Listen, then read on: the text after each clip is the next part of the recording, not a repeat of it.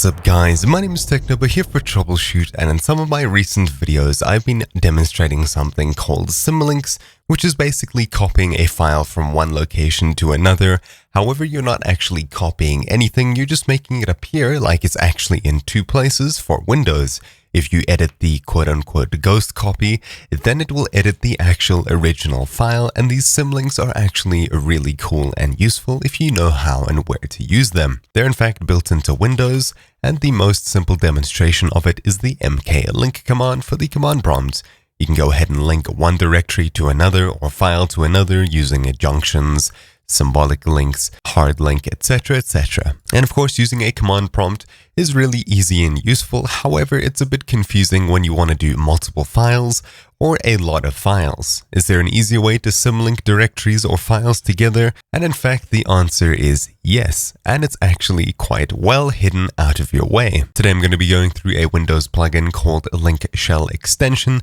The link will be down in the description down below, because of course it's a bit too long to read out. Basically, click the download button at the very top, and you'll be taken down to the bottom of the page. Scroll down a bit till you find All Windows 64, and we'll download Link Shell Extension 3.76 megabytes. And of course, as you can see, all necessary runtime DLLs are already installed on your system, but if they're not, grab them from here, 64-bit and 32-bit.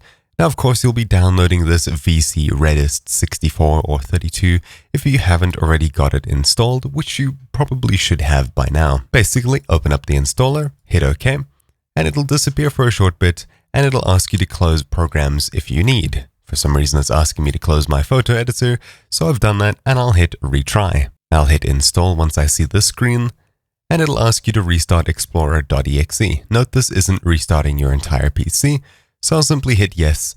The screen will go black, everything will reopen up, and all of my Windows Explorer folders will now be closed. So if you had multiple folders open, just remember where they were. Then we'll hit close, and as you can see, nothing has changed. If I were to check my start menu, there wouldn't be anything new there either. However, if you right-click somewhere, you still won't see anything, but if you right-click on a folder or a file, you'll see the options to do something pretty cool. That's a shortcut, so that won't work. This file should work. Right-clicking on a directory will give us a few other options. We have the ability to pick link source, and this is exactly what this plugin has added. If we right-click on a file, we have the same option, and as you can see, this is an internet shortcut. We don't have an option here for that. But let's go ahead and let's link this AutoHotkey folder to another place. So I'll go pick link source, and I'll make a new folder. I'll just call it linked. I'll right-click inside of the directory, and as you can see, we have cancel link creation as well as drop as. So we can choose to drop it as a symbolic link, junction, smart copy, smart mirror, DeLorean copy, hard link clone, and symbolic link clone. Now, usually you'll use either junction or hard link clone. A hard link clone is if you really want something to appear like it's a real file in this location and in another location, but editing one will edit the original. If I go ahead and drop it, refresh the folder, you should see a file inside of it. Right-clicking on it, properties will display the exact same information as you would expect, and opening it up keeps us inside of our linked folder. If you were to drop a junction, double-click on it, I think it would change the URL of the folder.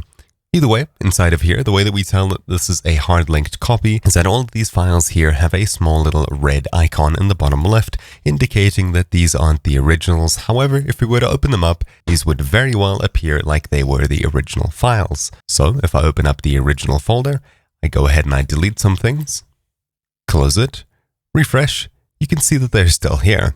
What exactly happened? Well, this is what a hard link is. They appear in two locations. If you delete them from either the original or the copy, they'll appear in either file, meaning that you have a backup. As you can see, the red icons disappeared on these three files, and the ones up here still have them. If I were to go ahead and edit this file here, and filled it up with, say, something like a bunch of A's, save it, close it, open up the original folder, and open up Get Attributes again, you can see that the file was edited in both of these places. If I delete it out of my copy, open up the original, you can see it's still here. So that's one of the perks of having a hard link clone. However, there's a bunch of different things that I won't be going through. Basically, in this video, I'm just showing you the easiest way to create Symlinks on Windows, and that is with this simple plugin. If you ever want to uninstall it, you uninstall it like any other program, but it's hidden here in your menu, and you really won't see it unless you're looking for it, and it's useful when you do need it. Anyways, that's about it. Thank you all for watching. My name's been Technoba here for Troubleshoot. I hope this video helped you, and I'll see you all next time. Ciao.